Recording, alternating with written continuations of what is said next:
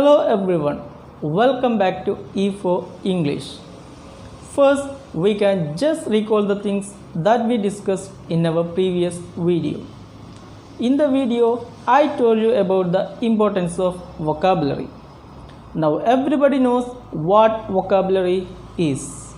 It's the collection of words that we use in a particular language. Do you know the vocabulary is a main factor? The more vocabulary we have, the more things we can speak.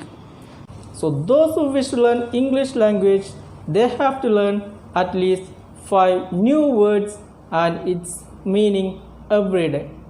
You are going to have this course by 4 stages. Now you are in stage 1. I told you earlier, in this stage you have to utilize maximum time for reading. So try to spend at least half an hour for reading. While you read, you will get some unfamiliar words. You have to collect them into a notebook. Now we are going to learn some important tenses and its usages in order to build up our base. Everybody knows mainly there are 3 tenses.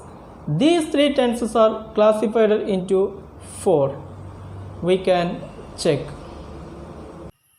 Before learning tenses, we have to know 2 things. What's verb and subject. Just before that, let me remind you one thing. If you didn't subscribe this channel yet, please do it. Press the bell icon also near it, so you will get the notification of the video that I upload.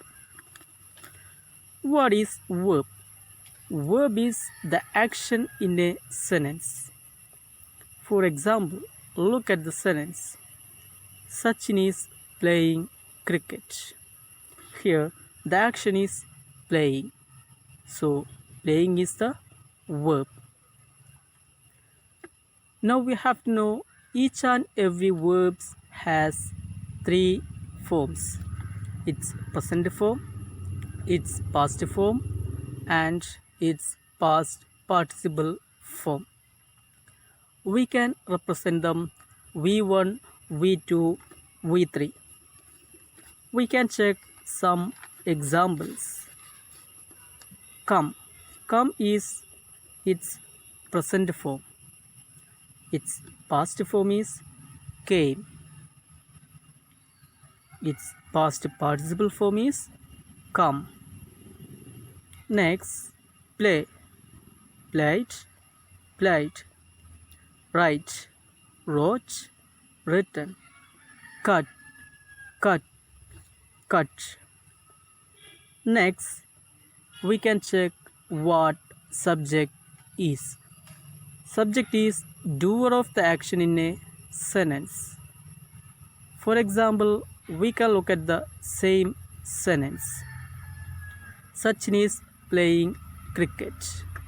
Here we understood verb is playing. Who does this action? Yes, it is Sachin. So Sachin is the subject.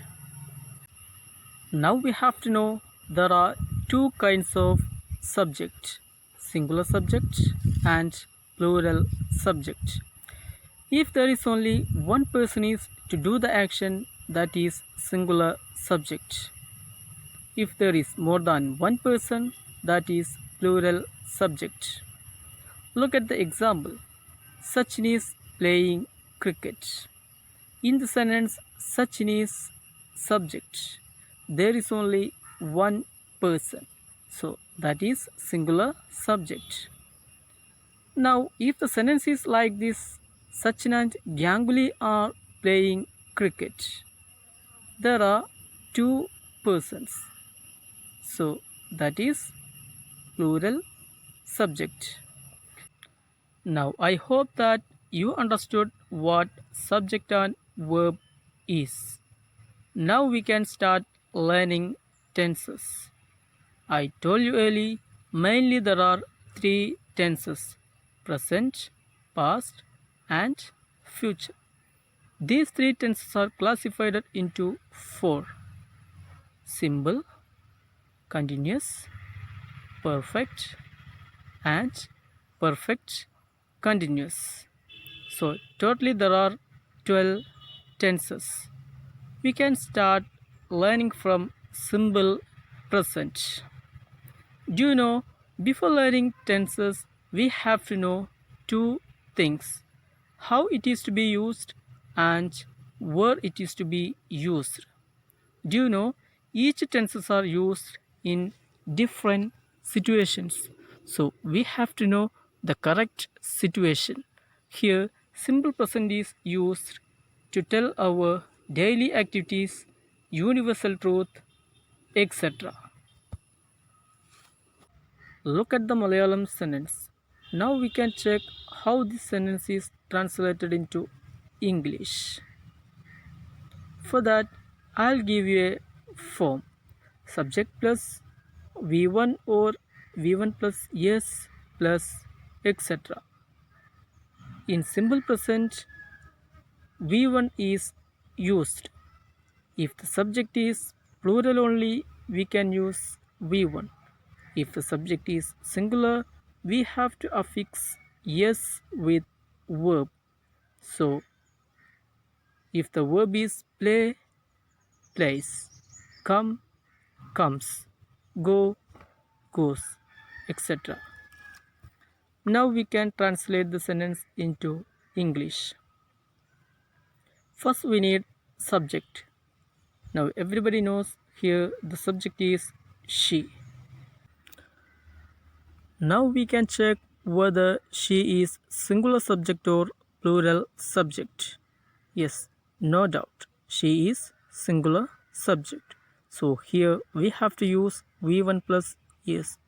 So the sentence will be, she reads newspaper every day. Here V1 is used along with I, they, you, we, etc. V1 plus S is used along with he, she, it, etc.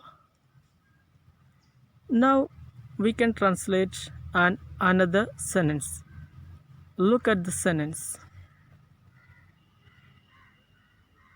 Now here the subject is we. Next we need V1 or V1 plus yes.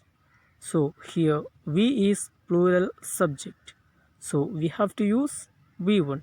So here the sentence will be, we pray usually.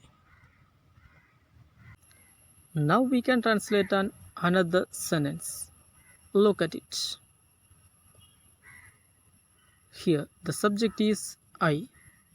As I is the first person, it is considered as plural subject.